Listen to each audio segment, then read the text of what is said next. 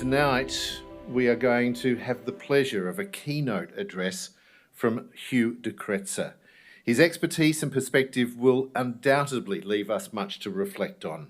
He commenced his 5-year term as the President of the Australian Human Rights Commissioner in 2024, but for more than 2 decades he played a critical role advancing human rights in Australia.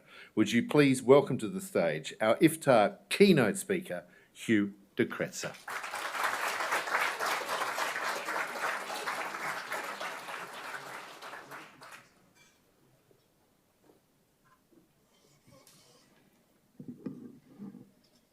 Assalamu alaikum. It's wonderful to be here. It's really special to be here. As Ahmet said, my mum and dad, when they were in Government House, worked really closely with Ahmet and always spoke so highly of him. Nephew Ahmet, is that how they described?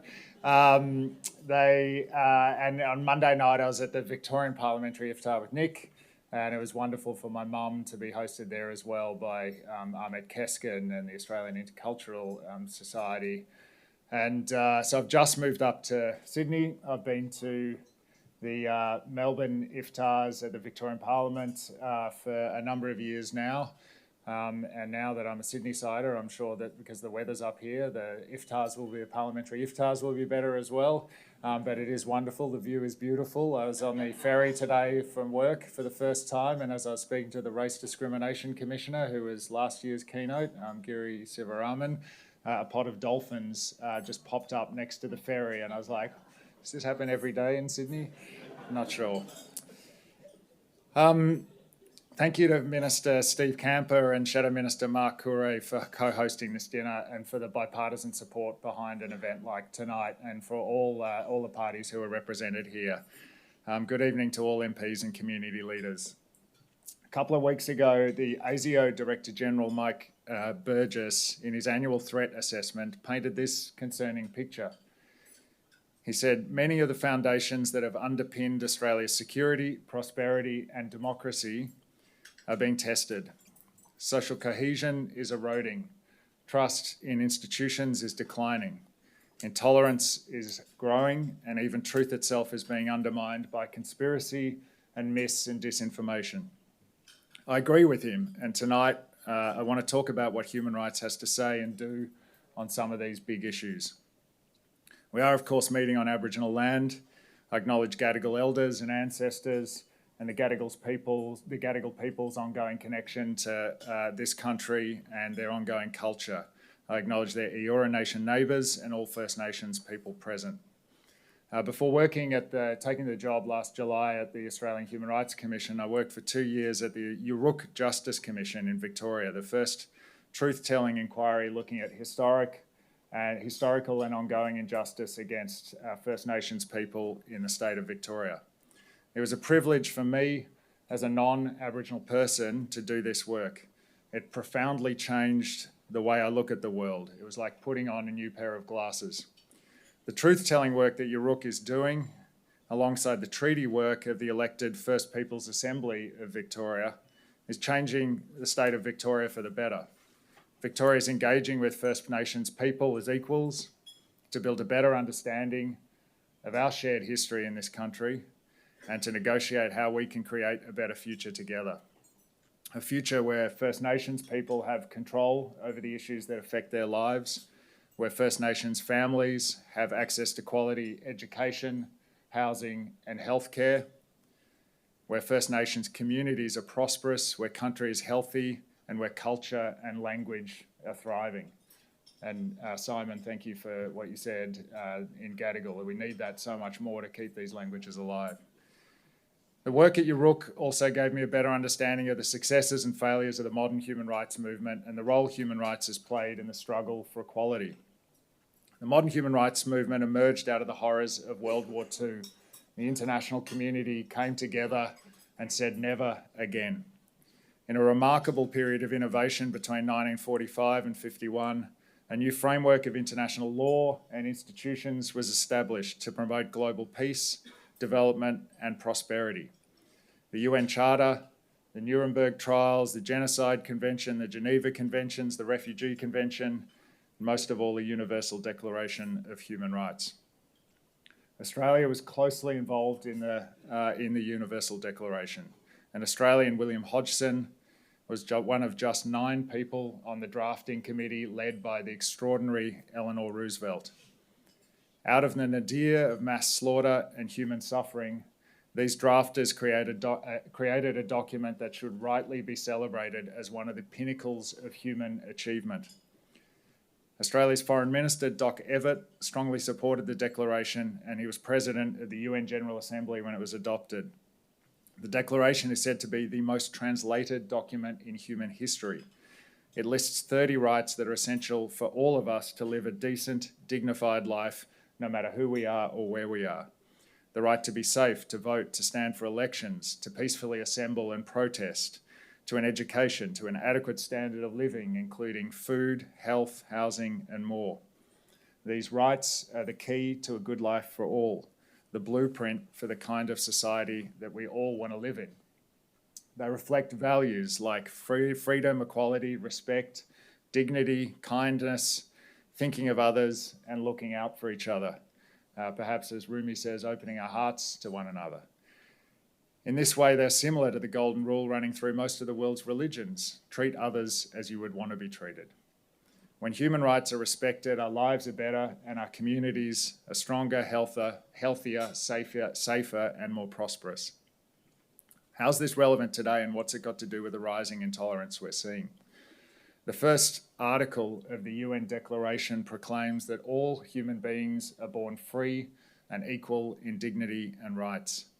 And these simple words say to every one of us, no matter who you are or where you are, you have value, you matter, you deserve dignity because of the mere fact that you are human. These words are grounded in our common humanity. Regardless of our differences, we are all human. No us and them. We all bleed the same, we all love, we all suffer, we all experience hope, sadness, wonder, and joy. Alongside the human rights treaties that followed it, the Declaration has played a key role in smashing the ideas that some humans are worth less than others.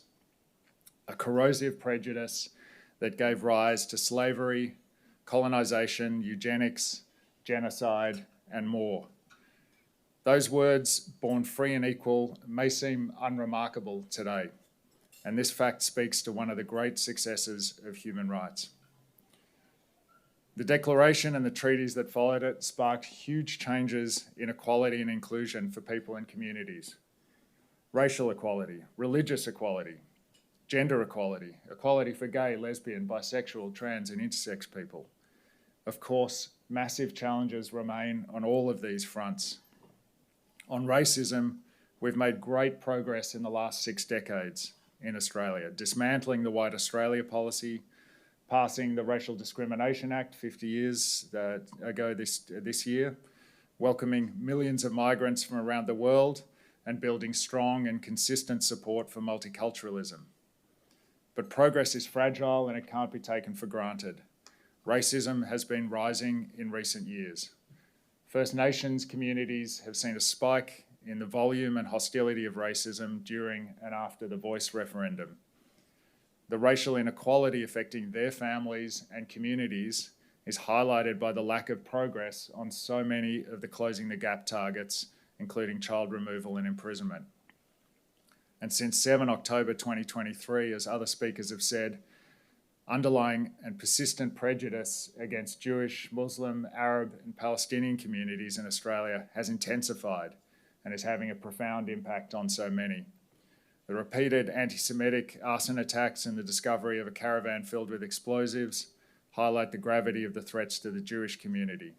And for Muslim communities, we've seen the recent assault of 2 Muslim women in a Melbourne shopping centre, and this week a violent online threat made against a Sydney mosque referencing the 2019 Christchurch mass shooting that claimed 51 lives.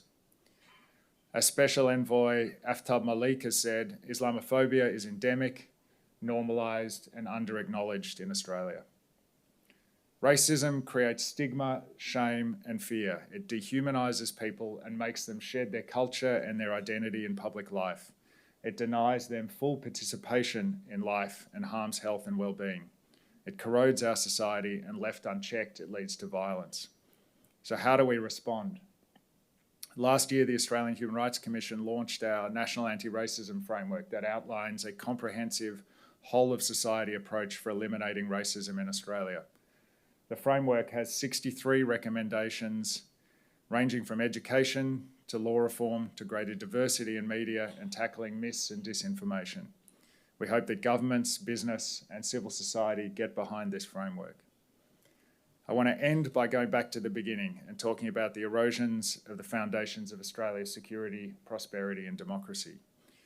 The values at the heart of Australia's successful liberal democracy are human rights values. Our citizenship booklet, which seeks to define what it is to be Australian, talks about our shared values, such as the dignity and freedom of every person, equality, equal opportunity and freedom of speech, freedom of religion, and freedom of association. These are the values that unite us. Living these values is not about picking the suffering that bothers you the most. Living these values is not about selectively applying human rights standards. To address rising intolerance and prejudice, we need leaders like you, the people gathered in this room tonight, to stand up and stand together to uphold the commitment to human rights, which is at the heart of the Universal Declaration. Ramadan is a time for reflection, for caring for those less fortunate, and for spiritual renewal. Events like tonight's Iftar and the work of Affinity and the leadership of Ahmet show us the way forward. Coming together to listen and engage in dialogue so that we can collectively forge a pathway towards peace and respect for each other, grounded in our human rights and grounded in our common humanity. Ramadan Mubarak. Thank you.